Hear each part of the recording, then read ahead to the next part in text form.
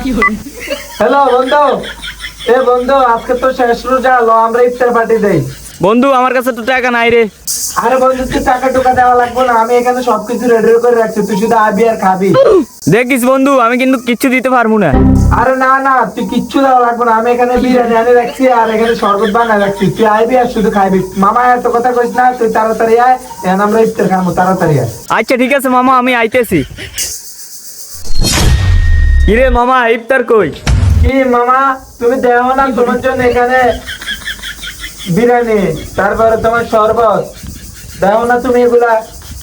তুই মজা লইলি আমার লগে। এ বেটা তোর কি মজা লাগবে বেটা, তুই দিনে 2টা বাজে আইছো তোর ইফতার খাইতি, অন আইছো ইফতার খাইতি, আমি তোর কাছে সন্ধ্যা আইতে তুই আইছো তখন অনদের দেবতা আইছো বালা কথা। তুই যদি এগুলা খাইতে আরস তো খা, আর না হলে সোজা যা। তুই আমার মতো ভাই রোজদারি রে কষ্ট দিলি, তোর গুণ হইব। হ আনের মতন বেরোজগারি রে খানা খাবে না, দে অনার গুণ হইব। ওই বেরোজগারি রে খানা না খাবেলে গুণ হয়। তোর জুতা দিবার কে মেয়তন বাড়িবি না, তোর লাইতে বার করতে হইব। ইস ইস ইস ইস, খাবানো খাবানো, মাথা গরম হয়ে গেছে। আফত গেছে মাংনা খাইতে হয় শুধু।